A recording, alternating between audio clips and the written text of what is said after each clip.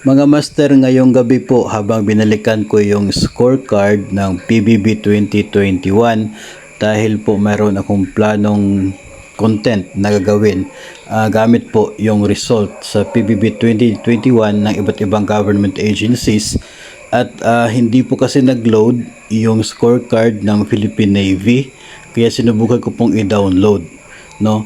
At nung nag-download ko na po ay iba na itong result ng PBB scorecard for Philippine Navy doon sa mga nakita po natin before, no, noong naglabas ng initial na result, no, itong PBB Secretariat. At nung atin po binalikan ay nakikita po natin, ito po nakikita ninyo, last updated September 18, 2023. Ibig sabihin ngayong araw mismo ay nagkaroon ng update itong PBB Secretariat sa scorecard ng Philippine Navy.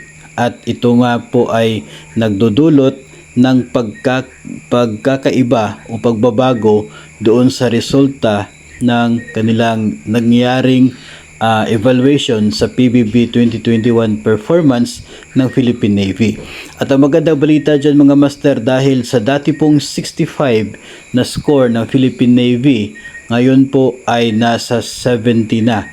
No, ito pong latest na pag-update ng PBB Secretariat ay makikita po natin na 70 na yung score ng Philippine Navy. Color green na po yung makikita ninyo at hindi na po pula, which means ang Philippine Navy ngayon ay eligible na siya para sa PBB 2021 base sa latest update ng PBB Secretariat as of today mismo, September 18, 2023. Nakaabot ng 70 itong Philippine Navy, no, yung score po nila 3 sa performance, 3 sa process, 5 sa financial, 3 naman sa client satisfaction, kaya umabot ng total of 14 na score or 70 points. Ito po yung minimum na requirement na score para ang isang agency ay mag-eligible sa PBB 2021. Kaya ang mga Philippine Navy personnel ay makakatanggap ng 45.5% ng kanilang December 2021 basic salary.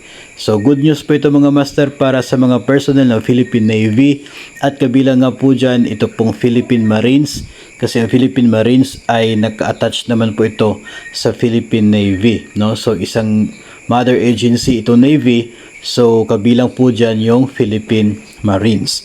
Mamaya po ay ipapakita naman po natin yung scorecard ng isa pa pong ahensya, opisina ng gobyerno na under po sa MUPs, yun pong Armed Forces, Armed Forces of the Philippines na General Headquarter. Kasi may magandang balita din po tayong ihahatid para sa mga GHQ personnel, no, sa kanila pong PBB 2021.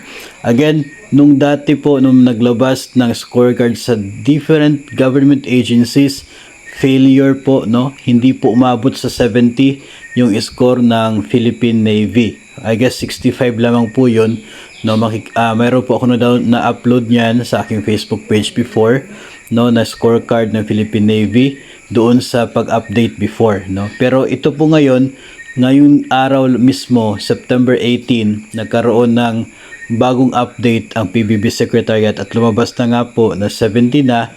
So eligible na itong Philippine Navy para sa PBB 2021. So I guess one of these days makakatanggap na ng sulat ang Philippine Navy tungkol sa resultang ito, and they will be required to submit doon po sa reports na kinakailangan ng DBM para sa pagbigay ng pondo sa PBB 2021 for Philippine Navy personnel.